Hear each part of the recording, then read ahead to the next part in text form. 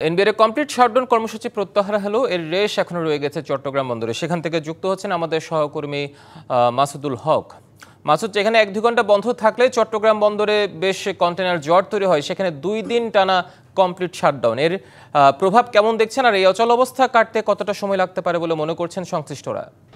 এই মুহূর্তে আমি রয়েছি চট্টগ্রাম বন্দরের 4 নম্বর গেটে। আপনারা ঠিক আমার পেছনে দেখতে পাচ্ছেন দীর্ঘ যানজট, অর্থাৎ গতকাল রাত থেকে কিন্তু চট্টগ্রাম বন্দরের আশপাশে কয়েক কিলোমিটার এলাকায় কিন্তু দীর্ঘ যানজট। সেখানে বড় বড় লরি ট্রাকরা অপেক্ষা করছে তারা বন্দরে প্রবেশের জন্য, সেখান থেকে কন্টেনার ডেলিভারি নিয়ে তারা যাবে। তবে গত 2 দিনের যে কমপ্লিট যে শাটডাউন ছিল, এর ফলে গতকাল রাতে প্রত্যাহার হলেও কিন্তু চট্টগ্রাম বন্দরে এর রেশ রয়ে গেছে। অর্থাৎ বন্দরে এই মুহূর্তে হয়েছে কন্টেনার জট এবং জাহাজ জট। আপনারা জানেন 54,000 TEU ধারণ ক্ষমতা চট্টগ্রাম বন্দরে, এখন কন্টেনার রয়েছে প্রায় 41,000 অধিক, এবং বন্দরের বহির্নোঙরে প্রায় 21 থেকে 25টি জাহাজ অপেক্ষা করছে। যেখানে প্রতিটি জাহাজ আগে বন্দরে যেতে আসতে লাগতো 3 দিন, সেইগুলো এখন গড় সময় লাগবে প্রায় 6 থেকে 8 দিন লাগতে পারে। LME সার্টিফাইড বিশ্বসেরা কপারে তৈরি ওয়ালটন কেবলস, যা আপনার স্থাপনাকে রাখবে সব সময় নিরাপদ।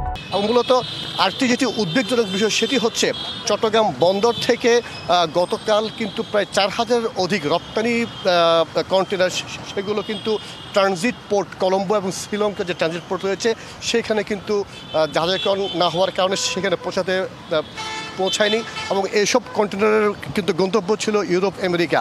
এবং সময় মতো এইসব রপ্তানি পণ্যের কন্টেনার জাহাজীকরণ না হওয়ায় সঠিক সময় আসলে সেগুলো ট্রানজিট পোর্টে পৌঁছাবে কিনা তা নিয়ে সংশয় রয়েছে। এই বিষয়ে হয়তো আজকে একটি সিদ্ধান্ত আসতে পারে। তবে যেমনটি বলছিলাম, আপনারা জানেন প্রতিবার কিন্তু কন্টেনার জট হলে কিন্তু জাহাজের জটও হয়, এবারও কিন্তু তার ব্যতিক্রম এখানে হয়নি। এখানে যারা ব্যবসায়ী তারা যেটি বলছেন, এইভাবে যে কন্টেনার জট, জাহাজ জটের ফলে এটির প্রভাব পড়ে দেশের অর্থনীতির উপর এবং এর প্রভাব পড়ে দেশের ভোগ্য পণ্যের বাজারের উপর। তো যেমনটি বলছিলাম, এই মুহূর্তে কিন্তু বন্দরে পণ্য খেলা স্বাভাবিক থাকলেও কিন্তু ভেতরে এবং আপনার জাহাজ জটের একটা আশঙ্কা দেখা দিয়েছে। তো এই ছিল আমার কাছে চট্টগ্রাম থেকে খবর। মাসুদ, আপনাকে ধন্যবাদ আমাদের সাথে যুক্ত হওয়ার জন্য।